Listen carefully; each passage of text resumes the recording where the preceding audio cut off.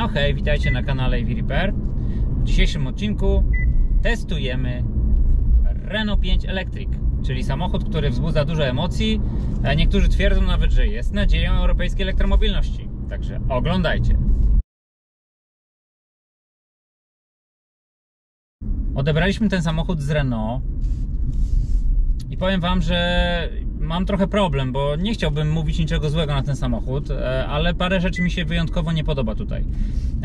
Bardzo nie podoba mi się przekombinowane wnętrze. Wnętrze jest cholernie klasyczne i bardzo mocno odwzorowuje to, co mamy w samochodach spalinowych. Jest tu bardzo dużo przycisków, mamy całą gamę klawiszy związanych ze sterowaniem klimatyzacją. Mamy bardzo dużo manetek i manipulatorów, bardzo dużo. Ja byłem na początku trochę pogubiony. Oczywiście mamy ten nieszczęsny przycisk Power, który jest zupełnie niepotrzebny w samochodach elektrycznych, bo jeżeli mamy kluczyk przy okazji, który wygląda naprawdę wyjątkowo, zobaczcie, tak to wygląda. Prawie jak karta. Prawie jak karta.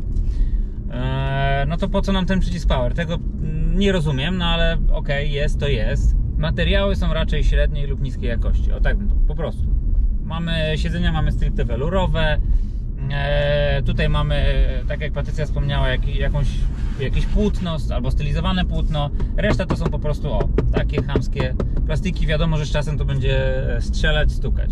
Dużo materiałów glossy, co akurat z mojej perspektywy nie jest pozytywne.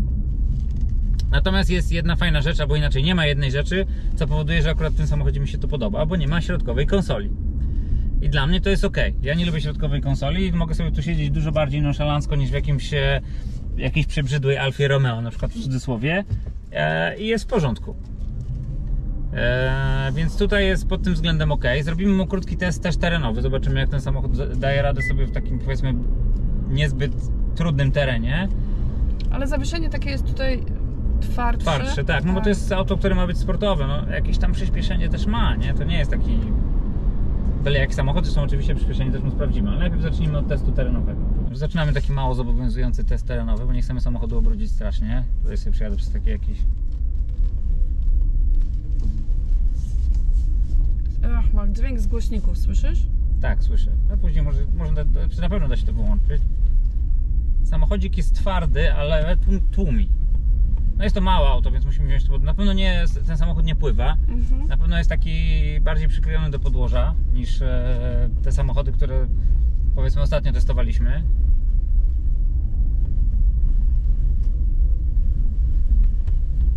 No nie rzuca jakoś tak mocno. No nie, ale też z drugiej strony nie jedziemy tu super... O, tutaj weźmiemy jakieś większe wyboje, ale jest spoko. Nie, jest... Jak na takie małe auto jest dobrze. No ale to myślę, że też ciężar samochodu robi swoje. Samochód jest cięższy. Trochę mnie też zastanawia kwestia zasięgu. No mamy 50%, 123 km, więc świadczyłoby to, że mamy do czynienia... O, i teraz ta wajcha. Możesz od razu nagrać tam wajchę wspaniałą, proszę bardzo. Reverse. Nie wiem, czemu nie widzę niczego, czy nie ma kamer z tyłu akurat w tym samochodzie. Byłoby to dla mnie szokujące. Ale wajcha jak w Tesli działa oczywiście, ale jest specyficzna. Wygląda po prostu cholernie specyficznie. Podejrzewam, że to jest też podświetlane w nocy. Jedyne co mogę powiedzieć, że naprawdę zajęłoby mi chwilę, żeby się do tego wszystkiego przyzwyczaić. Pewnie też dlatego nasz test funkcjonalny nie będzie w 100% adekwatny, bo po prostu nie da się tego wszystkiego przetestować, tego jest za dużo. Ale na razie samochód jest, konstrukcja jest zbita, nic nie trzeszczy, czyli, no ale to jest nowe auto, to też trzeba o tym pamiętać. Mimo iż rzuca nas na boki, to gdzieś tam na końcu jest tłumienie i to nie jest takie rzucanie, wiecie, nie ma takiego dobicia. Tak, nie jest takie nieprzyjemne. Nie jest takie nieprzyjemne, jest w porządku. Gdybym na przykład miał samochód wynajmować taki, to bym w Hiszpanii sobie wynajął, tak żeby sobie pojeździć gdzieś po okolicy. Jest naprawdę spoko. Boję się tylko o ten zasięg, no kurczę, ten zasięg jest mały. Jeżeli tu mam 50%, 123 km, no to załóżmy, że w bardzo optymistycznym wariancie on przejedzie 200 km. Świadczyłoby to, że ma małą baterię, pewnie 40, ale to sobie jeszcze sprawdzimy. Oddajemy energię i pobieramy energię. Pobieramy i oddajemy. Zawsze to coś. Powiem wam szczerze, że sporo czasu zajmuje mi. Mamy krótki test, zrozumcie też czasami. Musicie nam to wybaczyć, że my dostajemy samochód na godzinę. Nie bierzemy samochodów na weekend, bo nie mamy czasu ich testować w weekend, mamy też swoje życie. I my po prostu zanim dojdziemy do tego, jak to wszystko działa, no to jesteśmy w stanie zrobić tylko taki krótki test i przekazać wam swoje wrażenia dotyczące tego samochodu. Na tą chwilę gubię się.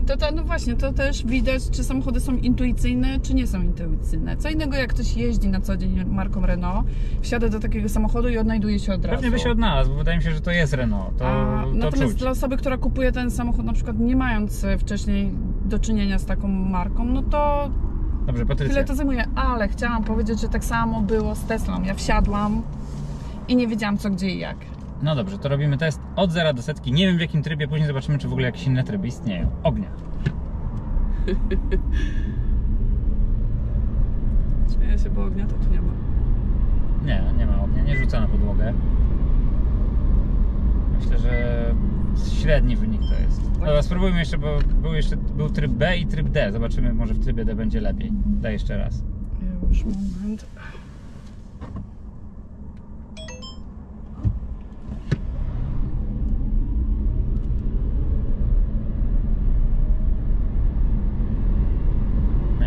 Nie jest. Chyba dłużej.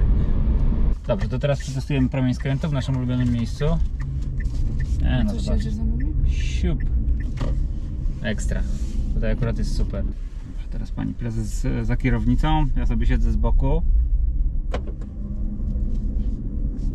A jeszcze sobie odsunę fotelik, zobaczymy na ile się da. O!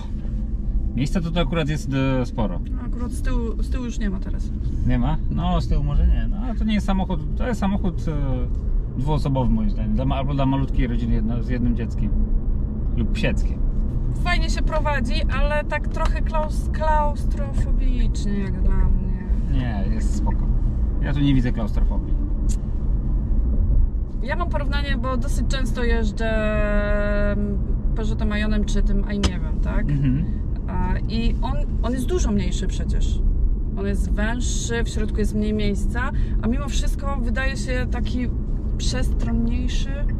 No tutaj to okienko przednie jest bardzo małe, tak? Bardzo małe. Nie jest małe, tylko jest obudowane. Ono sprawia wrażenie, bo po prostu to jest masywność tego wszystkiego jest większa. Pamiętaj, że w Aimiewie masz bardzo prymitywny klaster. Tutaj masz bardzo rozbudowany klaster i masz dodatkowo tutaj jeszcze taki infotainment. No to moje odczucie jest takie, że tu jest tak ciaśniej w środku, mimo że tego miejsca jest więcej. Tym, co będzie decydowało o popularności tego samochodu, musi być cena jednak. Bo ja tu nie znajduję tu niczego, co by do mnie przemawiało. To nie jest samochód elektryczny, który cokolwiek zmienia w moim postrzeganiu samochodów elektrycznych. Nie jest to jakiś gigantyczny. Ja naprawdę liczyłem, że tutaj będzie coś ultra nadzwyczajnego. Ja rozumiem, że tam gdzieś się wyświetla logo, że coś tam, jakieś takie smaczki mamy, no ale to nie jest coś, co powoduje, że samochód do mnie przemawia. Do mnie przemawia, jak samochód jest lepszy, ma jakąś nową technologię, lepszą baterię, szybsze ładowanie, nie wiem, własną sieć ładowania albo tysiące innych rzeczy, które decydują o tym, że ten samochód jest praktyczniejszy lub lepszy. A tutaj nie mamy nic z tych rzeczy, no mamy po prostu fajnie wykonaną renówkę. Oczywiście nawiewy są manualne, czuję właśnie jak mi wieje po rękach. Tak, ciekawe, mam nadzieję, że nie będzie zakłócało nam tego materiału. Musicie nam wybaczyć, ale jest w ogóle poniedziałek, my jesteśmy dosyć mocno zmęczeni. Tak, bardzo. Po aktywnym weekendzie, Tak, długim weekendzie. A samochód aż tak mocno nas nie rozgrzał, żebyśmy nagle się zapalili. Znaczy wiesz co, mnie rozgrzał ten kolor. I kolor i wygląd zewnętrzny. Ja naprawdę myślałam, że to będzie takie fajne auteczko sportowe. A z zewnątrz mi się ten samochód podoba. Tak, na pewno nie byłoby wstydu go postawić. I miałam wobec niego takie oczekiwania, że to będzie takie, wiesz, naprawdę... Taka trójka performance. W małej, fajnej budzie, tak, nie? Tak. Może są takie wersje, może musimy się przyjrzeć trochę bardziej temu, jakie wersje są dostępne. Może mam po prostu jakąś biedę edition. No ale wiecie, no tak wygląda życie, nie? Mogłabym na co dzień tym samochodem jeździć, bo jest wygodny. No tak, ale my nie jesteśmy reprezentatywni, bo dla nas taki samochód, na przykład, my możemy mieć taki jeden samochód do dojeżdżania do pracy, drugi do jeżdżenia w trasę. I to jest ok, mamy przecież trójkę i mamy Y w tej chwili przynajmniej. I jakoś dajemy radę. Trójkę akurat mamy w tej chwili tylnonapędową z naszego projektu Phoenix, bo Performance się sprzedał. I myślę, że trójkę moglibyśmy zamienić na tego. I to by nie wywołało jakiejś rewolucji w naszym życiu codziennym. Ciekawe, czy zakupy się zmieszczą, to trzeba byłoby też sprawdzić. no właśnie. Chociaż już co, no, ja zakupy jeszcze nawet do Ajmiewa. No tak. A nie są to małe zakupy, bo rodzina jest spora. A więc nawet tam daję radę. Czasami co prawda muszę wrzucić je na tylne siedzenia, ale Tak szukam, sprawdzimy ten bagaż. Powiem wam, że strasznie mocno szukam jakiegoś powodu, żeby powiedzieć, że ten samochód jest super, ale nie znajduję tego powodu. W sensie podoba mi się też z zewnątrz i powtórzę to chyba po raz 50 dzisiaj, że podoba mi się z zewnątrz i bardzo mocno rozpoznajemy w nim Renault. Tak. Mało tego, bardzo mocno rozpoznajemy tą charakterystyczną linię Renault 5 z tamtych czasów. Ale poza tym to on nie wzbudza we mnie jakichś takich szczególnie istotnych emocji. Nie widzę w nim niczego, co by spowodowało, że chciałbym go kupić. W sensie to nie jest samochód, po który bym, który by, tak jak na przykład Y nowy, spowodowałby, że tak, chcę ten samochód, bo on spełnia wszystkie moje oczekiwania. Zawieszenie jest zestrojone sportowo, samochód prowadzi się pewnie, nie wychyla się na boki mocno, nie ma takiego pływania. Z drugiej strony też zawieszenie pracuje przyjemnie, więc od strony takiej użyteczności, może nie użyteczności, ale takiego komfortu jazdy samochód wydaje się fajny. Niestety my tu mamy egzemplarz z manualnie regulowanymi siedzeniami, co trochę psuje klimat, no bo to jest, kurczę, no w obecnych czasach w samochodzie elektrycznym, żeby siedzenia były manualnie sterowane, no to wydaje się dosyć śmieszne, ale tak właśnie jest. Ale miejsca jest sporo, ja mam fotel odsunięty teraz na maksa tutaj po stronie pasażera i mogę nogi praktycznie wyprostować. Także dla dwóch osób ten samochód wydaje się bardzo komfortowy. Myślę, że nawet na jakieś przejazdy typu 200-300 km byłoby całkiem spoko. Wnętrze wydaje się ciche. Zaskoczyło mnie to, bo z drugiej strony pamiętajcie, od samego początku mówiliśmy, że plastiki są takiej, powiedzmy, nie najlepszej jakości.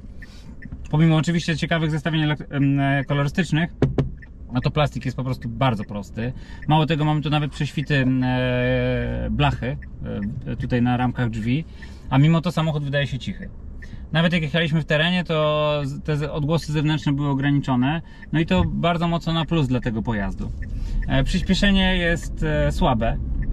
Nie wiem, czy tutaj myśmy wszystko już odkryli znowu, ja się pogubiłem w tych wszystkich ustawieniach, ale wydaje mi się, że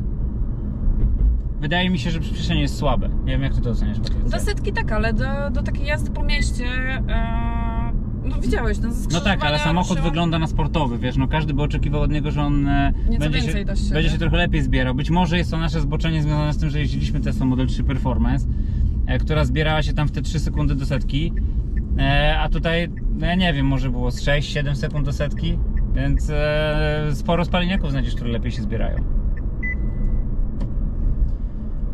Więc tutaj raczej ten samochód zawiódł moje oczekiwania, bo ja naprawdę, jak ludzie tam się zachwycali tym samochodem, no to tak jakby domniemałem, że ten samochód Renault 5 Alpine, że to będzie samochód, który po prostu będzie się zbierał jak Tesla. Być może, znowu jeszcze raz podkreślam, być może jedziemy jakąś po prostu bieda edition, będziemy musieli to sprawdzić. Niemniej samochód podoba mi się, więc tutaj sporym wyznacznikiem byłaby cena. Jeżeli ten samochód by kosztował, nie wiem, załóżmy 110 tysięcy złotych, to jest super oferta. Jeżeli ten samochód ma kosztować 200 tysięcy złotych, to jest słaba oferta. Ja bym tego samochodu za Chiny ludowe nie kupił, wolałbym kupić sobie Tesla Model 3 albo Y w wersji podstawowej niż ten samochód, bo on jest nie dosyć, że mały, no to ma słabe osiągi i ma małą baterię, no bo jeżeli przy 50% nawet dynamicznej jazdy on pokazuje nam 130 km, no to zakładam, że mamy do czynienia maksymalnie z baterią 50 kWh, no zresztą sprawdzimy, a zakładam, że może być to nawet 39 kWh, czy tam 40. Więc sprawdzimy sobie później, jakie mamy porty ładowania. Niestety nie sprawdzimy mam prędkości ładowania, no bo mamy strasznie mało czasu, ten czas nam się nieubłaganie kończy. Weźmiemy go jeszcze na podnośnik, zobaczymy, co tam się kryje pod spodem. Mam nadzieję, że będziemy mogli szybciutko go podnieść i zobaczyć. No i pani prezes zrobi dla was test wnętrza. Ale szybciutki, bo musimy jeszcze zmienić kartę tutaj w tym. Mam nadzieję, że jakąś kartę. Bardzo wygodnie przejeżdża przez tego, nie wywala no, przejedź. No fajnie. No ale to mówię, to jest sportowe zawieszenie, ale tak jak w Highlandzie, takie kurcze w Highlandzie Performance, pamiętasz, testowaliśmy. On też był taki twardy, ale miękki. Że tak wygląda port ładowania. Oczywiście pod klapką kryje się CCS.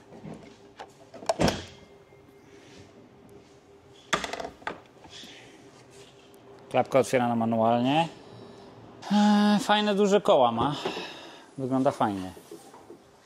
Bagażnik duży. No taki duży, nieduży, jak w Ajmiewie. Nie no, spory jest, bez przesady. A klapa zamykana tylko manualnie? A, no widzisz. Nie znalazłam guzika, może sprawdzić jeszcze raz. No. Nie, no manualnie otwierana klapa. No trafiła nam się ewidentna bieda Edition, albo po prostu tak jest. Samochód wygląda z zewnątrz naprawdę super. Powiem wam szczerze, tutaj Andrzej też zwrócił na to uwagę, bo przyszedł do nas na chwilę.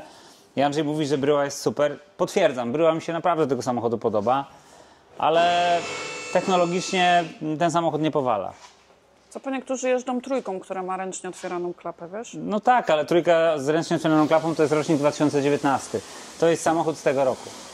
To co? Lecimy w górę. Muszę swoją część pracy wykonać. Dobrze, krótka przerwa tylko na to, żeby zobaczyć, jakie mamy tutaj obręcze. Mamy obręcze 18-calowe na dosyć wysokim profilu 55, także to też podnosi komfort. Zawieszenie już stąd widzę, że jest bardzo proste. Mamy tutaj kolumnę MacPhersona.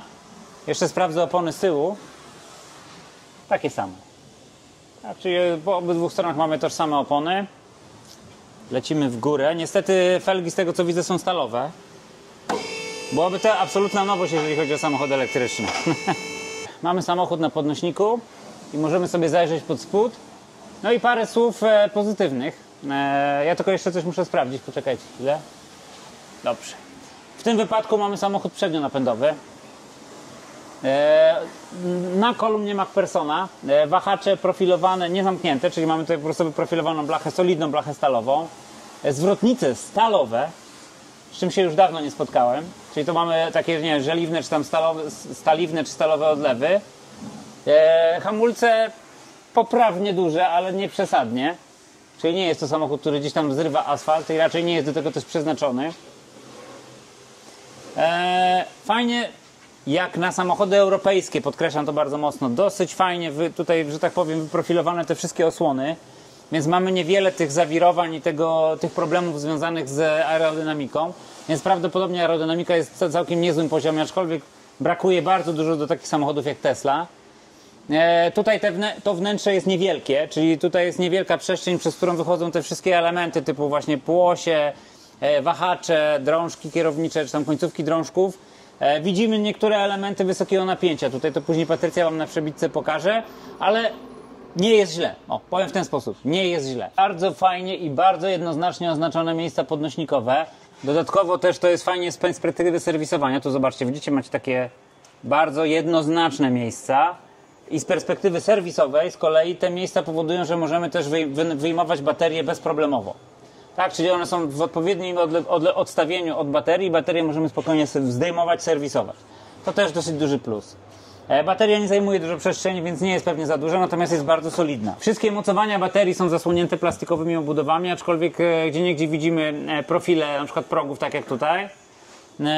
Samochód wygląda na przemyślany pod konstrukcję samochodu elektrycznego, więc to też jest dobra informacja. Tylna oś nie jest napędzana. Nie wiem, czy istnieje wersja dwusilnikowa, to będziemy musieli sprawdzić. Natomiast w przeciwieństwie do chińskich marek mamy tutaj pełną zabudowę, więc to powoduje, że jakby nie tracimy na aerodynamice, a przynajmniej nie tracimy dużo w kontekście oporów. Zawieszenie jest proste, ale solidne i zwróćcie też uwagę, że tutaj też mamy niewykonane z aluminium zwrotnice, na których opiera się tutaj amortyzator. Mamy oczywiście hybrydowy zacisk hamulcowy, tak, czyli elektryczny, sterowany elektronicznie i hydrauliczny, czyli dwufunkcjonalny. On nam też służy jako zacisk parkingowy.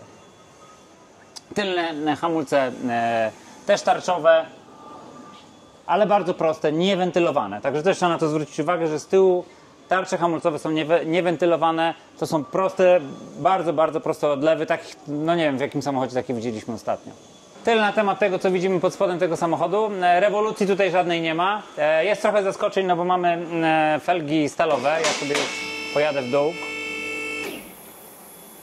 Mamy felgi stalowe. Mamy... Dawno się nie zetknąłem już ze zwrotnicami wykonanymi z innego materiału niż aluminium. Więc tutaj jest spora oszczędność materiałowa, albo po prostu, no nie wiem, takie rzeczy były na półce, jeżeli chodzi o produkty Renault. Słuchajcie, jesteśmy pod maską Renault 5. No i tutaj duże rozczarowanie. Przede wszystkim dlatego, że mamy gigantyczną plątaninę przewodów wodnych, przewodów wysokiego napięcia. Mamy widoczny oczywiście akumulator 12V, 2 zbiorniczki wyrównawcze. Jest to zrobione w taki sposób nie chaotyczny, ale nie tak fajny, jak to obecnie w samochodach elektrycznych ma miejsce. Nie jest to uporządkowane. Mamy 2 obiegi płynu chłodniczego, coś może sugerować, że mamy osobne chłodzenie na przykład silników, osobne chłodzenie baterii, albo podgrzewanie kabiny też w ten sposób realizowane, co też się zdarzało w niektórych samochodach. Uważam, że fajnie byłoby wygospodarować niewielkie miejsce tutaj na przykład na jakieś kable, a nawet jeżeli nie, no to przynajmniej zrobić to, co niektóre marki robią, czyli po prostu to zabudować tak, żeby tego nie pokazywać. No bo chwalić się czym specjalnie nie ma. Raczej te rozwiązania, które tutaj widzimy, zaliczyłbym do rozwiązań archaicznych niż nowoczesnych. Także zamykamy maskę i oddajemy głos pani prezes. Przechodzimy do szybkiego testu wnętrza. Drzwi przednie otwierają się bardzo szeroko. Drzwi tylnie, uwaga, nie ma tutaj klameczki, tylko jest tu. Otwierają się również bardzo szeroko i przy moim ustawieniu fotela dla pasażera jest miejsce z tyłu na nogi. Natomiast przy maksymalnym odsunięciu do tyłu tego miejsca z tyłu nie ma. Siedzenie jest regulowane przy pomocy wajchy. Wam tu pokażę, proszę bardzo. Tutaj ręcznie sterowane. Tradycyjnie już zaglądam, czy widać bebechy. Widać. Tutaj jest otwieranie przedniego bagażnika. Znaczy, przedniej maski, bo bagażnika z przodu nie ma. Teraz Wam jeszcze tylko pokażę, bo odsunę do tyłu fotel maksymalnie. No to zobaczcie, ile tu jest miejsca na nogi. No, nie ma. Także dla wyższych osób ten samochód raczej nie będzie za komfortowy. No i to, co przy większości testów samochodów, że tak powiem, z rodziny spalinowych wywodzących się, no to mamy tutaj przyciski wszędzie, w dużej ilości. To, co wcześniej Bartek mówił, to taka ciekawa bardzo wajcha, słuchajcie, do zmiany biegów. Takie jeszcze nie widziałam.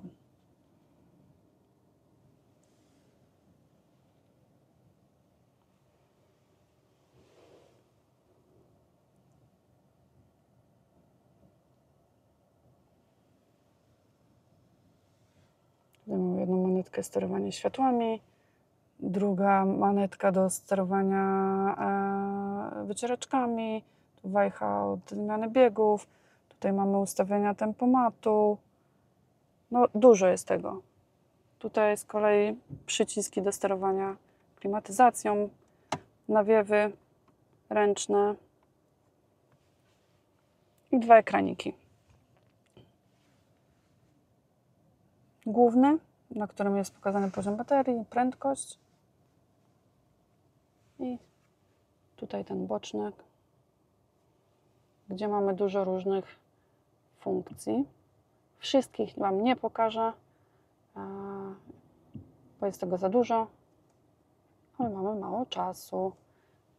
No i przede wszystkim to guzik power.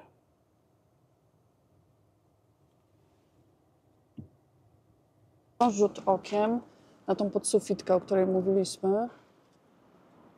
Tak wygląda.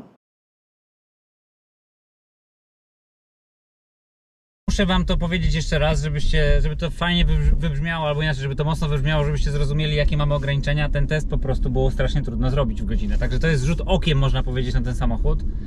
Staraliśmy się Wam przekazać najwięcej, jak się dało, i będziemy się jeszcze starali w drodze powrotnej do salonu, który niestety jest bardzo blisko, albo stety, bardzo blisko EV Repair.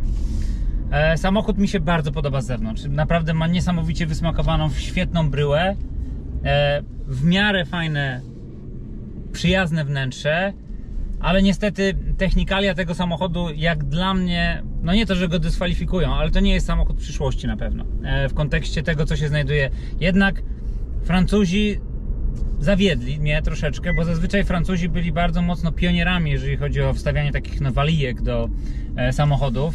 I w elektromobilności Francuzi wcale nie byli tacy zacofani, bo naprawdę Francuzi byli bardzo jednymi z pierwszych producentów, którzy wprowadzali bardzo dużo samochodów elektrycznych. I to nie mówię tylko o Zoe.